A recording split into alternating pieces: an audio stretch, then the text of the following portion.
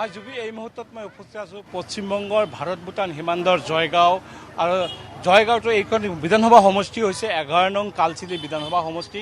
ৰাতিপুৱাৰ পৰা আমি কুমাৰগ্ৰাম আলিপুৰ জিলাৰ কুমাৰগ্ৰাম সমষ্টিত আমি প্ৰথমতে বাতৰি সম্প্ৰচাৰ কৰিছিলোঁ। দ্বিতীয়তে আমি কোচবিহাৰ জিলাৰ আমি তুফানগঞ্জত আমি বাতৰি সম্প্ৰচাৰ কৰাৰ পিছত এতিয়া আমি আহি উপস্থিত হৈছোঁ এই ভাৰত ভূটান সীমান্তৰ জয়গাঁৱত। ইয়াত দেখিবলৈ পোৱা গৈছে যে যথেষ্ট সংখ্যক ভোটাৰে ইয়াৰে ৰাতিপুৱাৰে পৰা দীঘলীয়া শাৰী কৰি তেওঁলোকে এই জয়গাঁও ডেভেলপমেণ্ট অথৰিটিৰ যি ভোট কেন্দ্ৰ আছে এই ভোট কেন্দ্ৰত তেওঁলোকে নিজৰ গণতন্ত্ৰৰ যি অধিকাৰ এই ভোট তেওঁলোকে সাব্যস্ত কৰিছে। আমি ৰাতিপুৱাৰে পৰা বিভিন্ন অঞ্চলত আমি বিভিন্ন ভোট কেন্দ্ৰত আমি ৰাতিপুৱা বাতৰি সম্প্ৰচাৰ কৰি আছোঁ, য'ত দেখিবলৈ প্ৰতিটো ভোট কেন্দ্ৰত যি ধৰণৰ ৰাইজৰ সঁহাৰি যথেষ্ট সংখ্যক।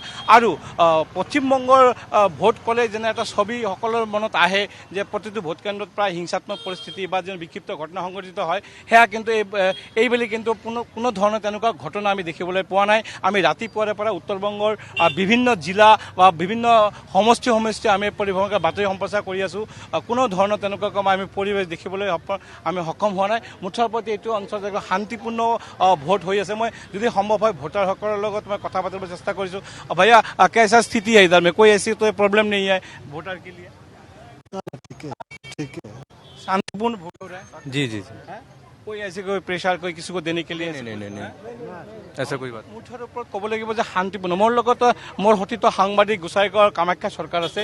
তেখেতে খবৰ ৰাখিছে যে পশ্চিমবংগৰ অন্যান্য বিধানসভা সমষ্টি বা ভোটকেন্দ্ৰসমূহত কেনেধৰণৰ পৰিৱেশ আছিলে। মই তেখেতৰ পৰা জানিব বিচাৰিছোঁ আপোনাৰ হাতত কি তথ্য আহি পৰিছে যে এই আজিৰ দিনটোত যে বৰ্তমান উত্তৰ-বংগৰ যি 16খন জিলা সাঙুৰি লৈ 152টা সমষ্টিৰ বিধানসভাৰ নিৰ্বাচন চলি আছে, কিবা ধৰণৰ কোনো খবৰ আহিছে নেকি? হয়, আমি ৰাতিপুৱাৰ পৰা যিহেতু বিভিন্ন সমষ্টিৰ গৈ আছোঁ, বিভিন্ন বুথ কেন্দ্ৰত গৈ আছোঁ, ইতিমধ্যে আমি যিখিনি তথ্য লাভ কৰিছোঁ মানে এটা শান্তিপূৰ্ণ প্ৰক্ৰিয়াৰ মাজেদি ভোট গ্ৰহণ চলি আছে।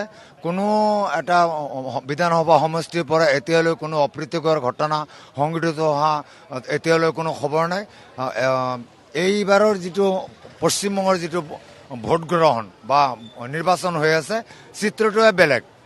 যিটো নেকি বিগত দিনত যিবোৰ নিৰ্বাচন হৈছে সেই চিত্ৰটো কিন্তু আমি দেখিবলৈ পোৱা নাই। কিন্তু এইবাৰ নিৰ্বাচন আয়োগে এক বিশেষ তৎপৰতা লৈ ৰাইজক স্বতঃস্ফূৰ্তভাৱে ভোটদান দিয়াৰ কাৰণে যি যত্ন লৈছে সেয়া বাস্তৱত কিন্তু সেয়া পৰিলক্ষিত হৈছে। ভোটাৰ ৰাইজ ওলাই আহিছে আৰু নিজৰ যি ভোটাধিকাৰ তেওঁলোকে সাব্যস্ত কৰি আছে। দুই এটা EVM-ৰ বিজুতিৰ বাহিৰে এতিয়ালৈ কোনো ধৰণৰ কোনো অপ্ৰীতিকৰ ঘটনা খবৰ এতিয়ালৈ পোৱা নাই। এটা কথা কৰিব লাগিব যে শাসকীয় দল TMCৰ কাৰণে কি ধৰণৰ প্ৰত্যাহ্বান আহিব, কাৰণ বিৰোধী দল বিজেপিয়ে পশ্চিমবংগত দখল কৰাৰ কাৰণে যি ধৰণে প্ৰধানমন্ত্ৰী গৃহমন্ত্ৰীকে আদি কৰি বিজেপিৰ হাই প্ৰফাইল বহু নেতাই, আনকি অসমৰ মুখ্যমন্ত্ৰী হিমন্ত বিশ্ব শৰ্মাই যথেষ্ট প্ৰচাৰ কৰিছে, কিমান সম্ভাৱনা আপোনালোকে খবৰ পাইছে? হয়, এইটোৱে এটা ভাল কথা তুমি উল্লেখ কৰিছা যে দেখা গৈছে যে অসমৰ মুখ্যমন্ত্ৰী হিমন্ত বিশ্ব শৰ্মা পশ্চিমবংগৰ নিৰ্বাচনত যি মেৰাথন প্ৰচাৰ চলাইছে তেওঁৰ এই প্ৰচাৰে যথেষ্ট ৰাইজৰ মাজতে এটা জনপ্ৰিয়তা লাভ কৰিছে।